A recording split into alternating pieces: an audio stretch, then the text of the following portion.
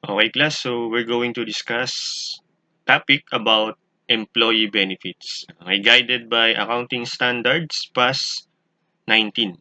Okay, so let's proceed.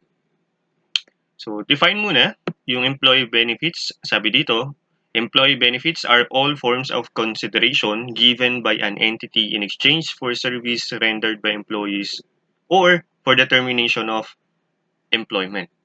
Okay, so pwedeng cash yan, pwedeng goods, or simply pwede ring mga services, no? Services being provided nung mismong employer niya. Okay, pwedeng mga ganon. Okay, pero normally, syempre, cash naman yung alam natin na benefits. Tama po ba? Pero, the main reason kung bakit ka nabibigyan ng benefits, ikaw na employee, is because, sabi nga dito, meron kang na-render na service para dun sa mismong employer mo or dun sa company, business. Tama? But as defined, hindi lang patungkol sa service na na-render ng employees, no? Ang i-discuss natin when we talk about employee benefits under PAS 19. Kasama din yung benefits na binibigay ng employer sa employee niya, no? Pag nagkaroon ng termination ng employment nun. Okay? Now, kung ano yung termination, okay, mamaya-maya i-discuss natin yan. Okay? So, in terms of recognition ng employee benefits, so we have here na sabi, recognized as an expense. Definitely naman. Okay? Kung nagamit mo na or na-render na ni employee yung service niya para sa business mo or sa company mo, may expense ka na. Okay? Now, kung nabayaran and therefore wala kang utang. Pero kung hindi pa nababayaran yan, okay, may utang ka. Okay, since na-render na yung service ni employee sa'yo, employer. Okay? Klaro? Now, pwede rin, dito, sabi niya, except to the extent that the employee benefits for part of the cost of another asset. Pwede rin na in terms of the recognition ng employee benefits, meron tayong ma-recognize na asset. Ito yung instances na, for example, hindi pa nakakapag-render ng service si employee sa company mo, sa business mo, pero nagbayad ka na agad. Okay, so lumalabas, may receivable ka ka-employee. Parang may advance payment ka ng sasahurin ni employee. Okay? Kasi nga, hindi pa niya na-render yung service. So, may receivable ka in effect. Okay? May prepaid asset ka in effect. Okay? And with that, hindi pa natin expense yun. Okay? Kasi nga, obviously, hindi pa natin na-incur. Hindi pa na-render yung service ni employee para sa atin. Okay? So, pwede rin ganon. Okay? Employee benefits already earned by employees but not yet paid are recognized as liabilities as said kanina. Tama? Kung hindi pa bayad, di malamang may liability ka employer kay employee. Okay? So, anyway, dagdag lang, no? So, bukod dun sa sinabi ko na ang employee benefits pwede rin ma-recognize na hindi mo na expense, di ba? As part of asset or as an asset. Yun nga, kapag may advance payment tapos wala pang nare-render na service sa employee. Tama? Now, pwede rin in a case na kung saan, no, expense natin siya, pero in effect, capitalizable siya. Okay? Capitalizable, for example, kung yung employee natin ay nagtatrabaho sa production department. Okay? Sa manufacturing cost, yung mga sahod ng mga factory worker that would be considered direct labor. Okay? Form part of the cost of the inventory. Okay? Capitalizable yun. Instead na part siya ng operating expenses, magiging part siya ng manufacturing cost na kung saan, okay, form parts of the cost of the inventory. Okay? So, still, nagiging asset siya. Okay? Instead na expense, nagiging asset siya. Okay, ano pa? Same with yung mga benefits or pasahod na binibigay natin. For example, kung meron tayong pinapagawa na building, di ba? Construction of building, yung mga construction workers, yung sahod nila. Instead na part yan ng operating expense, nagiging capitalizable cost yan nung mismong building na binubuo nila. Okay, with that, okay, yung recognition employee benefits, nagiging asset. Okay, tandaan yan ha. Normally, expense, syempre, regardless kung bayad yan o hindi pa. Now, kung hindi pa bayad, utang yan. Okay? Or regardless kung bayad o hindi, pero may times na nagiging capitalizable siya. At nagiging part, sabi dito, nagiging part of the cost of another assets. Example, inventory and PPEs. Okay? Specifically, katulad ng building. Okay? So, klaro tayo dyan, ha? Next. Under PAS 19, we have categories of employee benefits. So, short-term employee benefits, post-employment benefits, other long-term employee benefits, and then termination benefits. So, parang mas madaling tandaan, okay? We will create mnemonics for it, and we will call it as SPOT. Okay, SPOT. Okay, S-P-O-T. Short-term, post-employment, other long-term, and termination benefits. Okay, SPOT. Okay? Now, medyo ano ka lang, ingat ka lang kasi may mga certain um, sabihin na natin, transaction or should I say mga dapat nating items na tandaan na hindi guided by PAS 19. Okay? Tulad ng employee benefits related doon sa tinatawag nating share-based payment. Okay? Kasi sakop yan ng PFRS 2. Okay? Yun yung nag-guide ng standard sa kanya. Yung share-based payment class, no, benefits din to na binibigay sa employee, pero from the word itself, share-based. Okay? Instead na cash, okay? Ang pinambabayad, number of shares. So, ikaw, empleyado, okay, nagiging partly owner ka. Kasi nga, ang pasahod sa'yo, no, ini-issuean ka ng shares ng company mo, ng corporation na kung saan empleyado ka. Okay? Pero since may ganyang kontrata between you and the company, nababayaran ka ng shares, no, as exchange dun sa service na na-render mo para sa kanila. Okay? Tama? So, in effect, nagiging may-ari ka at a certain percentage. Di ba? Depende kung ilang numbers of shares yung naibibigay sa'yo as pasahod. Okay? And with that, hindi yan sakop ng PAS 19. PFRS 2 yun. Okay? Then, next is reporting by employee benefits plans under PAS 19. Okay? Accounting and reporting by retirement benefit plans. Okay? So, ito, yung specific measurement, okay, yung presentation, disclosures na kailangan mong gawin in terms of retirement benefit plans, sakop ng PAS 26. Okay, so tandaan lang natin na itong dalawa na to ay hindi guided ng PAS 19. Okay? So anyway, let's proceed. So first, we have short-term employee benefits. So from the word itself, short-term. So sabi nga dito, those that are due to be settled within 12 months kung sakaling hindi pa bayad. Okay? Pero dapat, due and be settled yan within 12 months. Okay? After the end of the accounting period. Okay? So, ano ang mga example ng short-term employee benefits? So, we have salaries, wages, and statutory contributions. Yung salaries class, this term, no, kung magiging technical tayo, more applicable to sa mga fix yung yung payment. Okay, every tawag na to, every payment period. Okay, every sahod, fix yung payment nila. Okay? So, fix yung monthly salary nila. Nababawasan lang, of course, kapag may mga absences sila. Okay? Na hindi compensated. Okay? So, and additional din, itong salaries, no, more on applicable to sa mga regular employees. Yan. Itong wages, ganun din, pero yun nga, if we will be technical, ang wages, properly used tong account na to, for those na employees na pinapasahod mo ng hour per hour basis. Okay? So, sa madaling salita, kung di sila nagtrabaho, wala silang sasahurin. Okay? And per hour lang sila. Hindi sila yung typical na within 8 hours, no? So, mga casual workers to, mga contractual. Yan. Normally, ganyan. Na walang fixed payment every payroll period. Okay?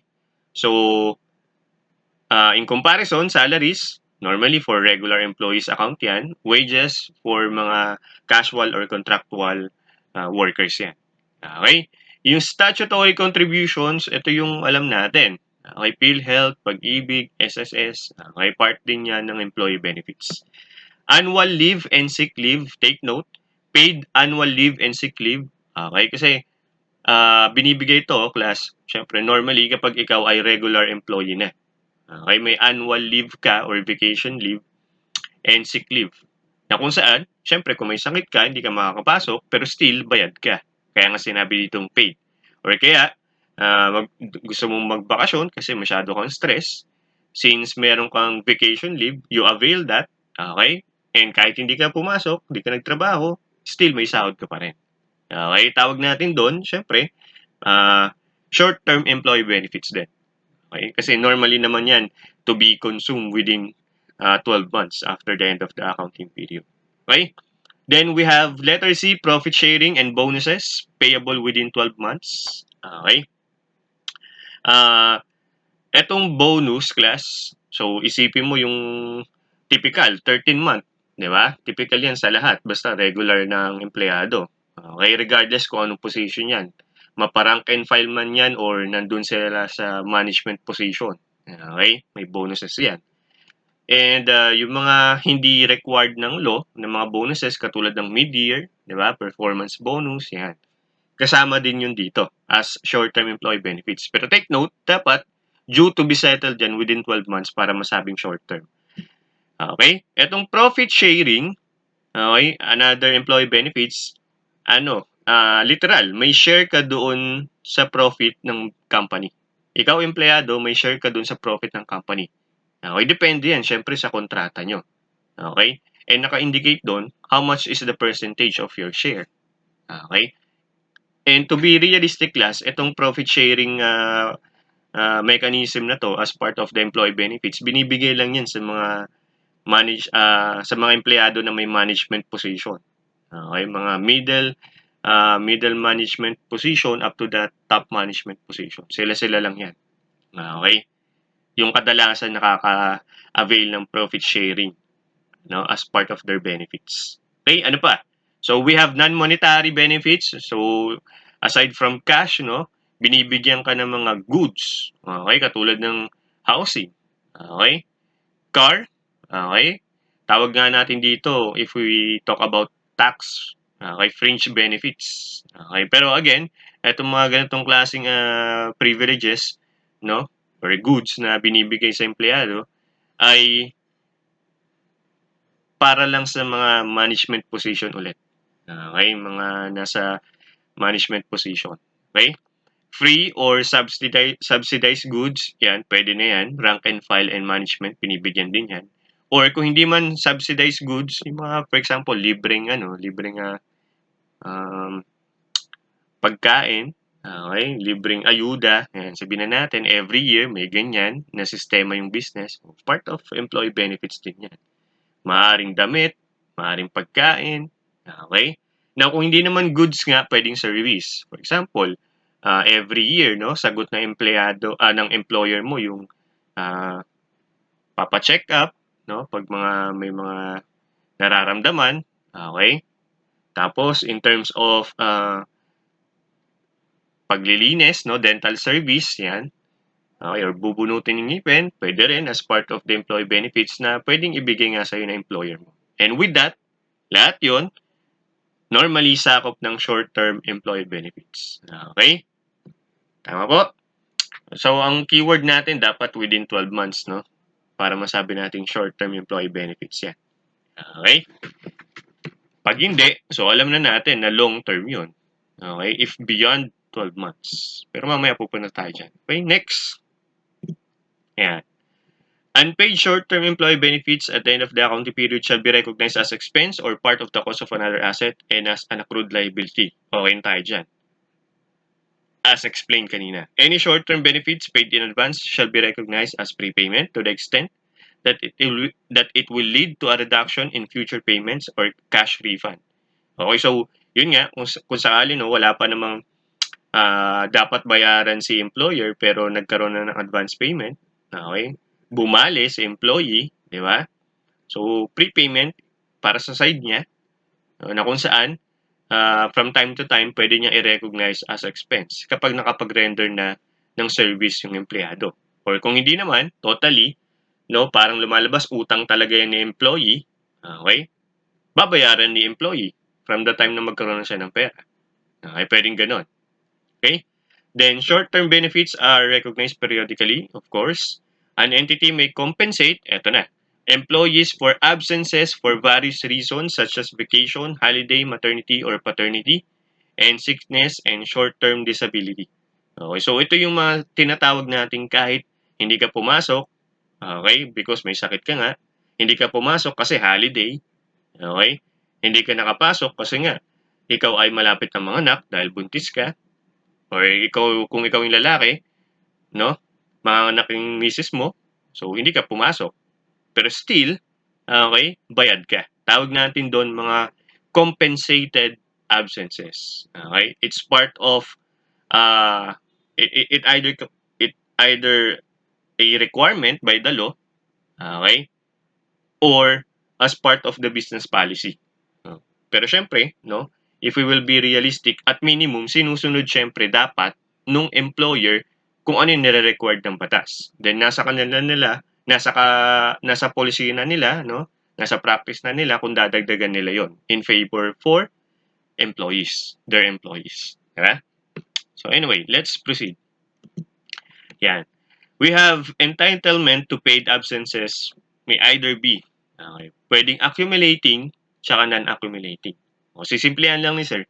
Pag accumulating, yung mga hindi mo nagamit this period, pwede mo magamit next period. Yung mga supposedly na dapat mo sanang nagamit, kunyari vacation leave or sick leave, no? Masipag ka this year, tapos hindi ka nagkasakit this year, so hindi mo siya ma-avail, okay?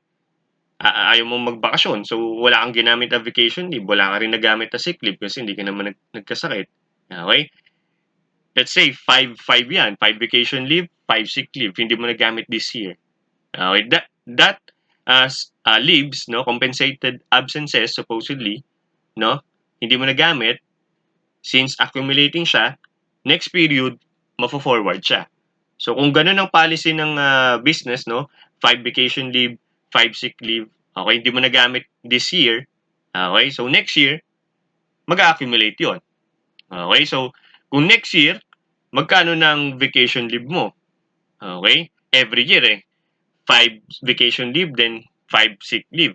So magkano na next year? Since hindi mo nagamit yung last year, lalabas next year, 10 vacation leave, and then 10 sick leave. Okay? Which is good para sa side mo, employee. Tama? Now, yung accumulating na yan, class, pwedeng vesting, non-vesting. Okay, ano naman yung vesting? O, simplihan lang natin. Kapag hindi mo nagamit, okay, pwede mo i-convert into cash. Okay? Pwede mo i-convert into cash. Okay? Kasi nga, as part of their practice din ng employer mo. Okay? Non-vesting, okay? Any unused, no, na leave, okay, hindi mo pwedeng i-monetize. Hindi mo pwedeng ma-convert into cash. So, simply to say, dapat gamitin mo talaga. Okay? Yun yung non-vesting. Okay? Klaro tayo accumulating, nag-accumulate. So, kung hindi mo nagamit, pwede mo magamit next period. Pag sinabi naman nating vesting, okay, yung mga hindi mo nagamit, pwede mo i-convert into cash, i-monetize. Okay? Kasi yun naman ang practice ng business, okay, ng employer mo.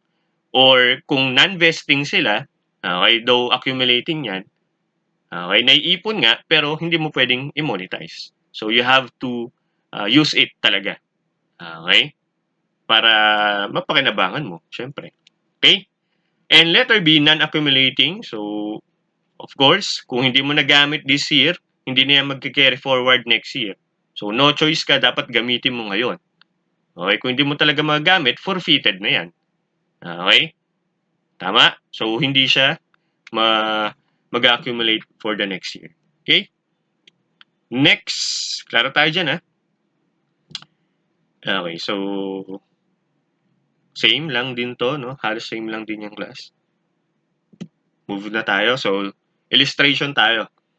Sabi dito, an entity in terms of compensated absences, or yung paid off benefits kung tawagin. Kasi naka-off ka pero bayad ka. Okay, yan. An entity has 100 employees who are each entitled to 5 working days of paid sick leave for each year. Unused sick leave may be carried forward for 1 calendar year. Okay, so parang after a year, kung hindi mo magamit, pwede pong pang magamit. Okay, so carried forward. Anong klaseng ano to? Compensated absences, accumulating.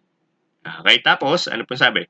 Sick leave is taken first out of the current year's entitlement and then out of any balance brought forward from the previous year. Okay, so, 5 working days, no? Okay, so kung sakali, next year na, di ba? Sabihin na natin, in totality for next year, meron siyang 8.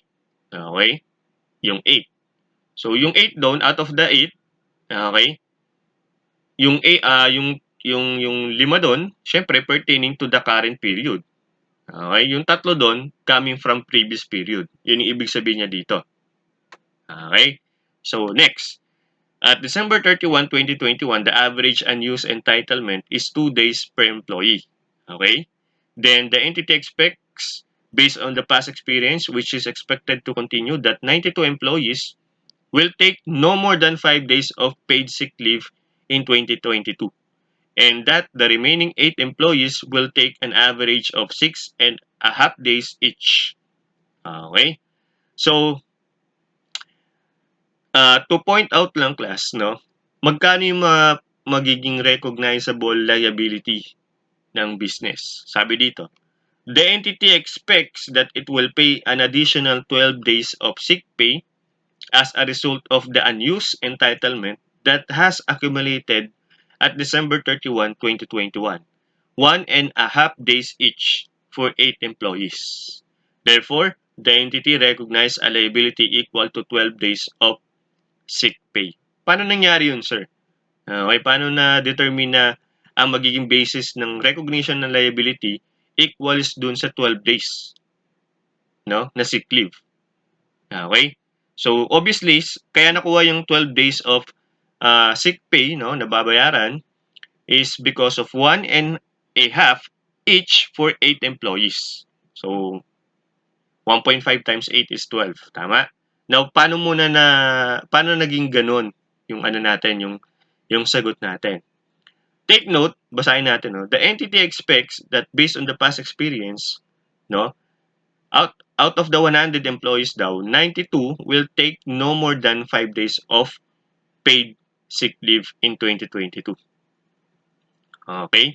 No more than 5 days of paid sick leave in 2022. And therefore, okay, wala silang dapat i-recognize na utang. Kasi nga, ima-maximize nila eh. Okay? Ima-maximize ng mga 92 employees yung sick leave nila for 2022. Hindi sobra ng 5 days. Okay? And as part of the policy, 5 days naman talaga yung binibigay ng employer. Tama po ba? Okay? And yung 5 days na yan, definitely pertains to the current year. Okay? Kasi nga, each period, merong 5 sick leave na binibigay sa employer. Now, dito binigay kasi na yung remaining 8 employees out of the 100 will take an average of 6.5 days each. So, magtataka ka, bakit may 6.5 days each yung 8 na yan? Okay? Since accumulating, di ba? Accumulating itong sick leave natin, itong compensated absences na illustration natin, no? Tama? Yung 5, no? 6.5 days, no? Yung 5 pertaining to the current year. Okay, 2022. Okay, so, yung sobra na 1.5, sabi natin, that pertains to the previous. Okay? Now, if you will be asked nga, kung meron ka bang dapat i-accrue at December 31, 2021, meron. Kasi sumobra doon sa 5 araw na dapat na normally naman na-exhaust nila. On the next year, naging 6.5 days yung leave na naipon netong 8 na 'to. Kasi nga may na-carried forward na 1.5 days na hindi nagamit, no? Based on the problem, no? Lumalabas na hindi nagamit from the previous year. Okay, which is 2021, yung sinasabi kong previous year. Okay? Tama po ba? So yun, that's how you get 12 days, no? So 1.5 each for the 8 employees. So meron tayong kailangang i-accrue at December 31. Okay? So anyway, I hope that's clear, no? Let's move forward. So next, under some profit sharing plans, employees shall receive a share of the profit only if they remain with the entity for a specified period. So eto kasi class, 'di ba? Magiging realistic lang tayo. Sabi ko kanina, normally binibigay ito sa mga may management position. Ito mga manager up to the vice president binibigay 'yan. Okay? Or sabihin na natin, pwede rin yung mga supervisor, pwede rin.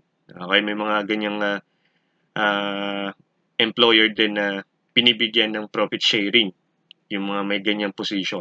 Okay, supervisor up to the supervisor management, then up to the vice president position. Okay? So, ang point natin, okay, kapag ganitong klase kasi ng benefits class, syempre ikaw as employer, no, binibigay mo yan kapag yung empleyado mo is mananatili pa sa'yo. Okay, so parang sinasabi natin, for the period, para ano yan, tawag nito, makuha ng empleyado mo, for a certain uh, months, no? Dapat nandun pa siya sa company. Okay? Kasi pwedeng, yes, ma-avail mo yan, pero ang bayaran namin yan for this month. Okay? Or next year. Okay? Up to that date, dapat umabot siya bago siya mag-resign. Okay? Pag nag-resign na siya, edi wala na yon. Wala na siyang profit sharing. Okay? Yan yung point natin dito. Okay? Then sabi dito, such plans create a constructive obligation as employees render service that increases the amount to be paid. Okay? The amount of such constructive obligations reflects the possibility that some employees may leave without receiving profit-sharing payments. So, yun na nga yung sinasabi natin. Okay? Kasi, ako based on experience, not mine, but by the others, kasi nga, I've worked for private companies din, class.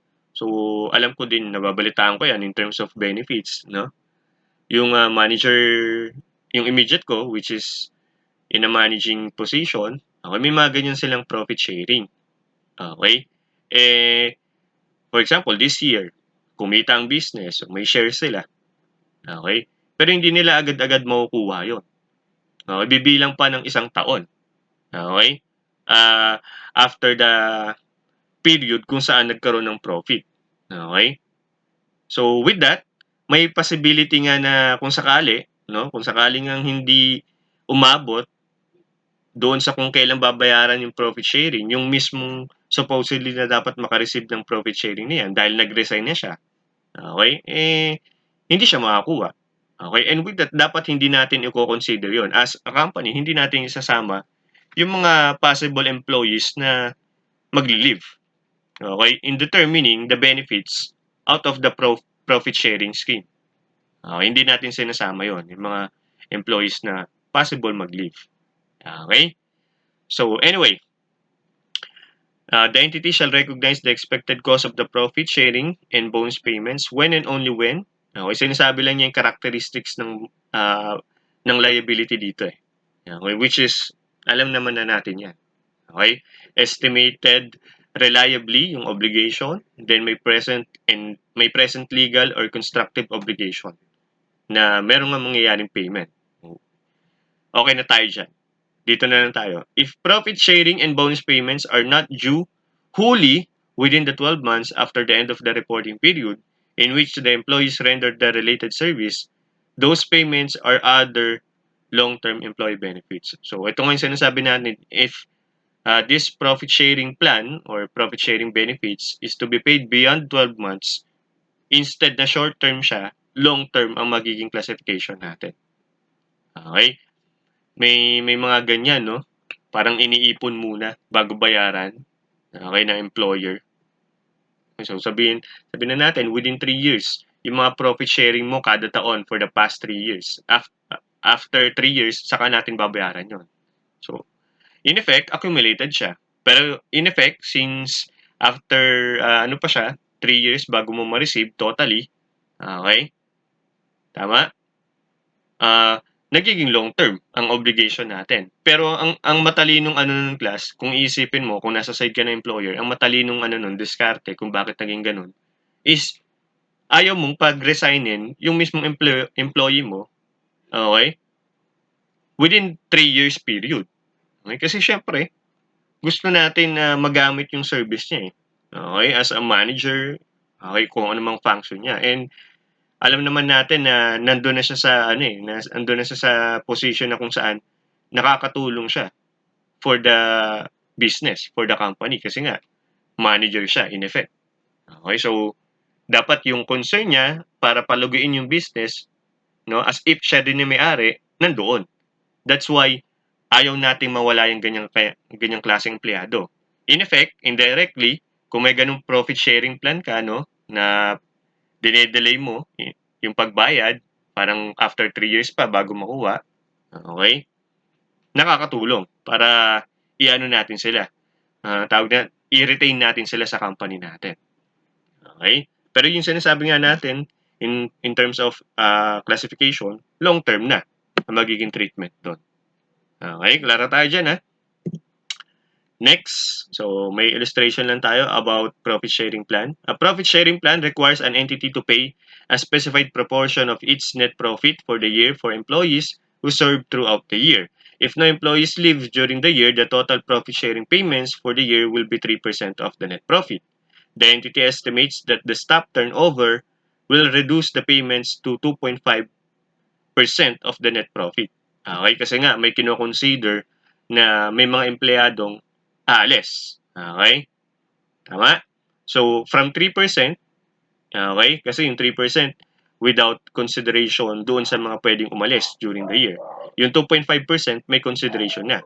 So, sabi natin kanina, hindi natin sinasama yung sa tingin nating aalis ng mga empleyado in terms of recognizing expense, no, or employee benefits out of profit sharing scheme. Okay, that's why sabi dito, the entity recognize a liability and an expense of 2.5% of the net profit. So doon tayo sa percentage na nakabase, no, na net na yung mga empleyadong possible na umalis or probable na umalis. Okay? Klaro tayo dyan? Klaro tayo dyan, class? Okay. So, tingnan natin kung pumasok, no? So, may mga review questions lang tayo dito na onte. And let's see kung kaya nating apply.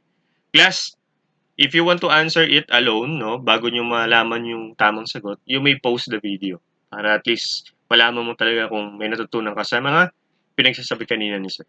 Okay? Pag may nakitang review question, stop the video, try to answer it first bago mo i-play ulit at malaman yung tamang sagot. Okay? Short-term employee benefits includes all except. So, ang hinahanap yung hindi na hindi short-term employee benefits, no? Wages, salaries, and statutory contributions. Short-term employee benefits ba yan? Normally, yes. Letter B, short-term compensated absences. Short-term ba yan? Yes. From the word itself, short-term. Letter C, profit sharing and bonuses payable in more than 12 months after the end of the reporting period. Short-term ba yan? Hindi. Okay? That's why the exception is etong letter C. Letter D obviously mali kasi nga sinasabi niya lahat daw ay short-term. Hindi naman. Okay?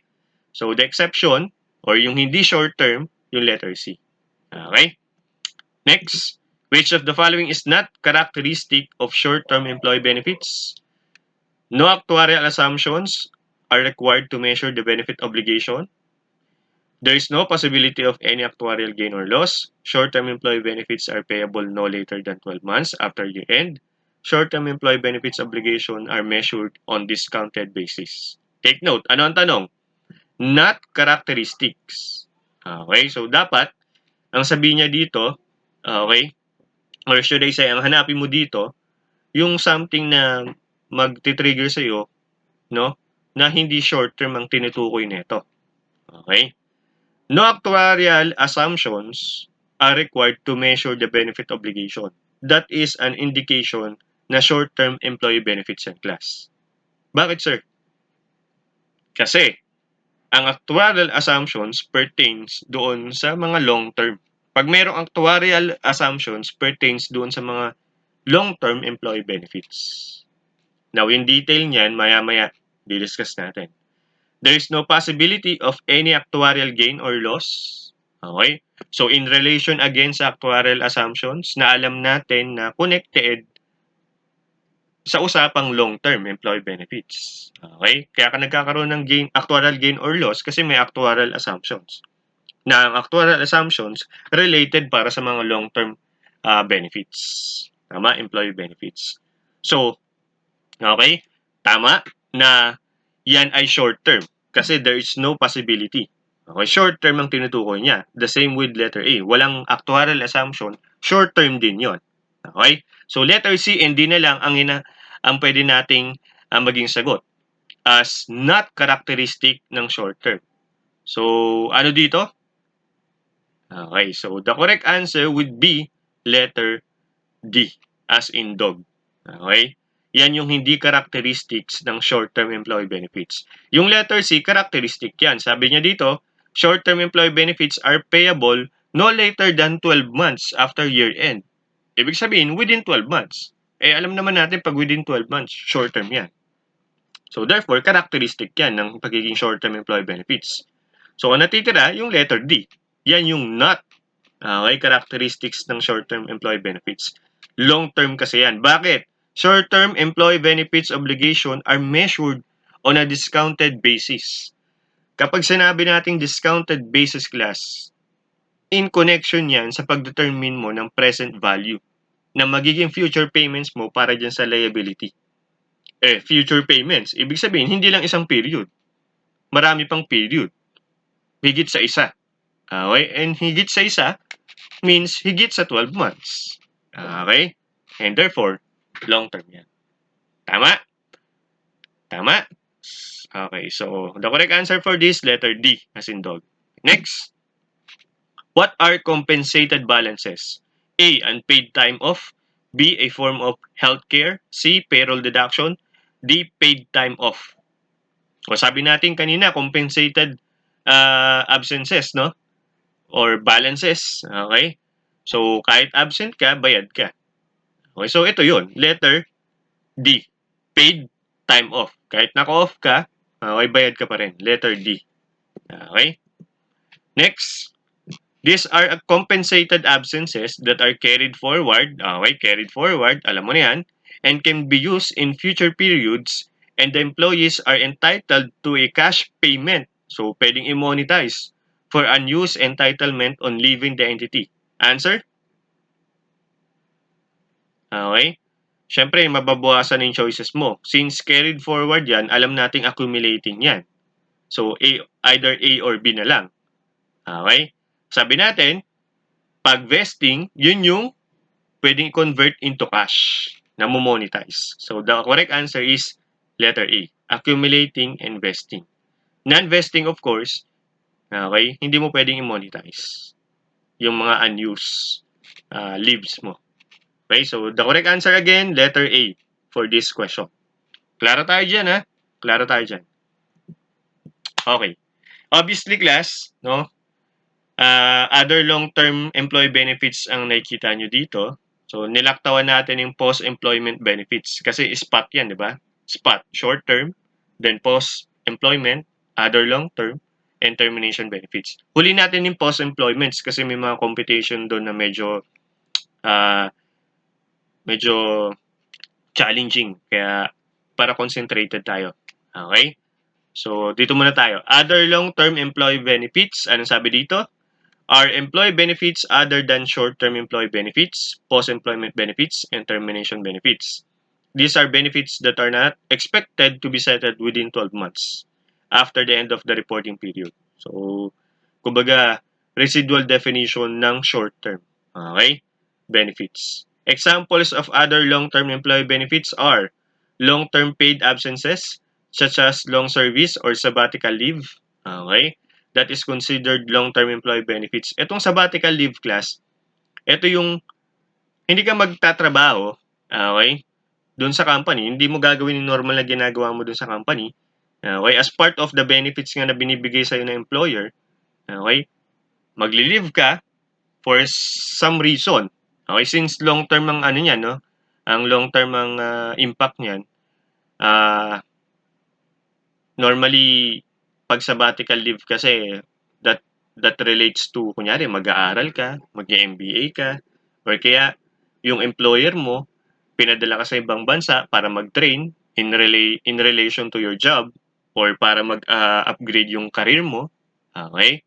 Na ano yan, 1 to 2 periods kadalasan yung ganyang leave, no? At a maximum pwedeng 2 periods. Okay? Eh pag ganon, long term niya yun. Kung 1 month, okay, 1 month rather, 1 month to 2 years. Okay, if we're talking about 2 years, okay, alam na natin na long term yun.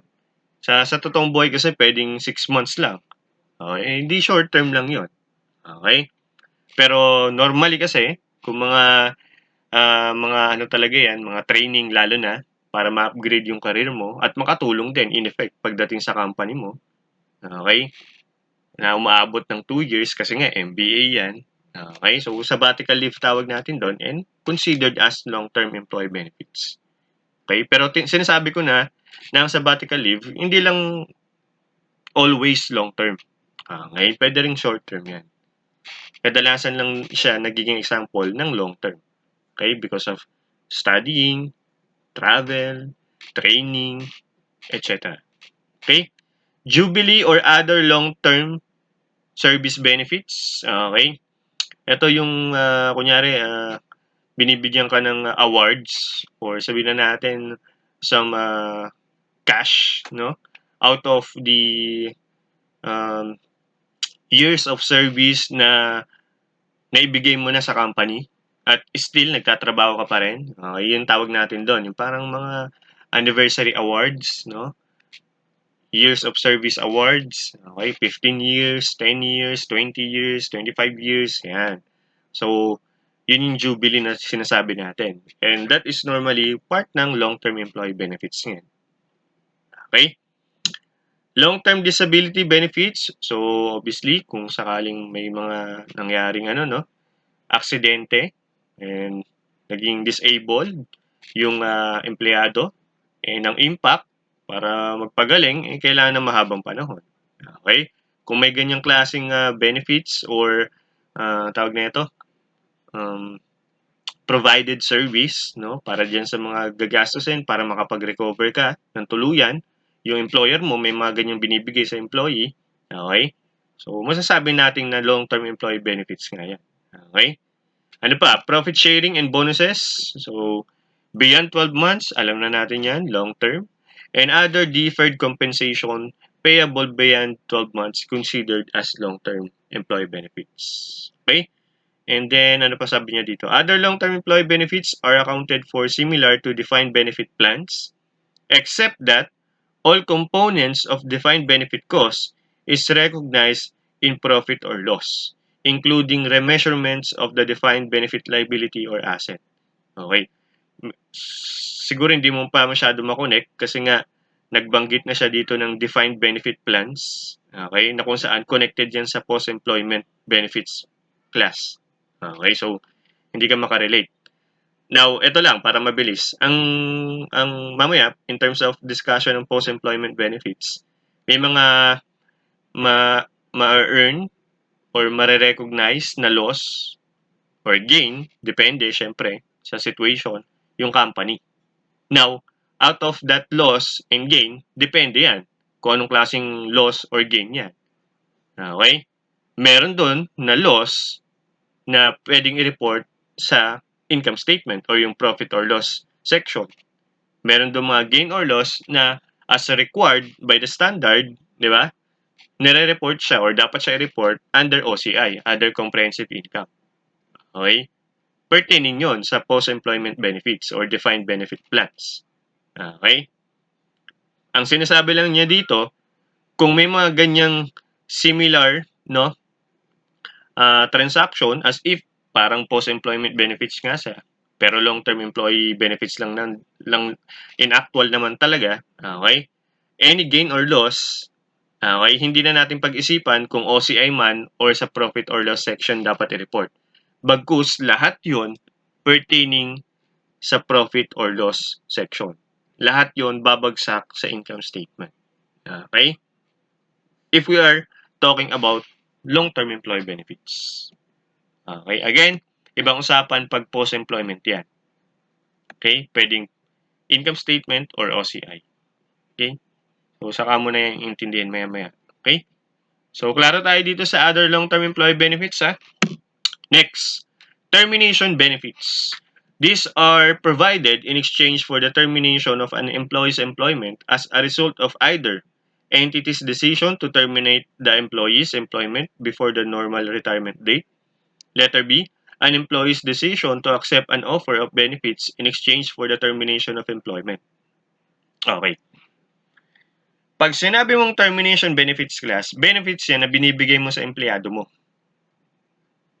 para umalis na siya sa company mo. Okay? Tandaan, ang nanghikayat para umalis yung empleyado doon sa company ay yung mismong company or yung mismong employer. Okay? Kapag may benefits ka na binigay out of that offer, tawag natin doon termination benefits. Iba yan sa resignation, ha? Yung sa free will ng employee na aalis na siya, iba yan. Okay? Wala yung kinalaman sa termination benefits na sinasabi natin dito. Okay, basta ang nag-initiative, ang nag-initiate, no, ang merong initiatives na mawala yung employee doon sa company, okay, ay nanggaling mismo sa mismong employer, sa may-ari, okay? Tawag na natin doon termination. Okay? Termination 'yon. Bakit nila ginagawa yan, sir? Grabe naman sila sa empleyado nila. Diskarte yan, class. Ano ibig mong sabihin ng diskarte, class? Diskarte, sir. Take note, class, no, kung sakaling ang empleyado sa atin ay tumagal, okay, darating sa punto, no, sabihin na natin, aabot siya ng retirement age, medyo madugo yung babayaran natin. Paano kung lahat ng empleyado ganun? Sa atin na tumanda at sa atin na mag-retire, okay? Medyo madugo ang babayaran natin in terms of benefits, employee benefits. Paano kung halos lahat ng empleyado natin ganun, no? Mag-stay sa atin at mag-retire sa atin. Pag nag-retire sa atin yan at na-meet niya yung minimum requirement para i-require tayo according to the law na magbigay ng retirement benefits sa mga empleyados natin. Okay? At the time na umabot na nga sila sa retirement age. Okay? Kailangan natin bayaran yun. Okay? At kung walang matinding sabihin na natin pondo out of that, no, after many years, no, na kung saan magre-retire na yung mga empleyado, kung walang matinding pondo doon, pambayad sa mga retirement benefits na babayaran, okay, delikado ang company. So, as part of ano yan, class, parang matalinong pagdesisyon, no, pagdedesisyon in terms of financial ano nila, status nila. Kaya yung iba, ino-offera na nila, no, na umalis na sa company. Okay, para syempre mabawasan sila ng isipin din, no, na malaking babayarin afterwards na kung sakaling empleyado na yan, mag-stay at mag-retire na sa company nila. Okay, ganun ang diskarte niyan, kaya nag-o-offer sila ng tawag nito, ng termination benefits. Okay? Pero other than that reason, meron ding iba. Sabihin na natin, kasi yung position mo medyo redundant na. Okay? Tama? Kumbaga, pwede naman palang gawin ng isa. Okay? Hindi kasi dapat from the start dapat hindi na hire itong empleyado na to. Okay? So, syempre kung sakaling nag-e-enjoy yung empleyado na yun, okay, mag-i-stay siya. Bakit? Kasi nababawasan yung trabaho niya, eh. Lumalabas, kaya naman pala ng isa, ginagawa ng dalawa. So yung dalawa, in effect, parang hindi na ma-maximize ng company yung dapat na ma-maximize sa service na ipo-provide supposedly nung dalawang empleyado na yon. Okay, so yung isa pwede nilang offeran ng termination benefits. Okay? Ganun lang yung class. Okay, kaysa naman mas ang impact nung pagkalugi nila in terms of maximizing the service of the employees, tumagal pa ng tumagal. Di yung isa offeran na nila. Siyempre, malamang offeran nila yung sa tingin nilang mas less yung nabibigay na impact para sa business, para sa company nila. Okay? So, yun ang termination benefits, ha? Iba yan sa resignation. Again, ang termination benefits, initiative ng employer. Okay? Ang resignation, initiative, syempre, ng employee na alis na siya sa company. Okay? Benefits resulting from termination at the employee's request without the employer's offer is not a termination. Okay? Ito yung sinabi ko kanina. But rather a post-employment benefit. Okay? Termination benefits are recognized as a liability and expense at the earlier of the following date, when the entity can no longer withdraw the offer of those benefits, and when the entity recognizes restructuring costs under PAS 37 that involve payment of termination benefits. So, ito, since may restructuring cost to, so malamang connected to sa mga redundancy na nangyari, no? In terms of the position, no? Or function na meron para dun sa mga empleyado. Okay? Next is termination benefits are accounted for in accordance with the nature of the employee benefit. Okay, so meaning to say kung yan ay connected, yung termination benefits ay binigay mo doon sa tawag nito, nagtatrabaho sa production, tatrabaho sa accounting, sales department. So dapat ma-account yun properly at each classification ng expense. So, yun lang yung class, termination benefits. So, I hope klaro din yan, ha? Ganun lang kasimple. Magko-concentrate tayo sa post-employment benefits. Ito yung medyo madugo, eh. So, review question. Which of the following best describes other long-term benefits? So, okay. Ang hinahanap niya yung characteristics ng long-term benefits. Sagot? Okay. Ang sagot ay letter A. Ito. Benefits that are not due to be settled within 12 months at the end of the period in which the service is rendered. So, hindi within 12 months, no, babayaran. So, malamang beyond yun. Kung beyond 12 months, long-term nga yun. Okay? So, letter A. Yung letter B, within 12 months, short-term yan. Okay? Short-term benefits yan. Yung letter C, benefits payable as a result of the entity's decision to end employee's employment before the normal retirement date. Entity's decision, employer's decision, termination benefits yan, di ba? Tama? Letter D, benefits which are payable after completion of employment. Normally, kapag may benefits na babayaran after the completion of employment, without saying na initiative yan ng employer, we talk about post-employment benefits. Yun na yun. Okay? Pero for this question, letter A ang tama sagot. Next, employee benefits that are payable as a result of the entity's decision to terminate an employee's employment before the normal retirement date or an employee's decision to accept voluntary redundancy in exchange for those benefits. Sagot? Very good. Letter A, termination benefits. So, okay class?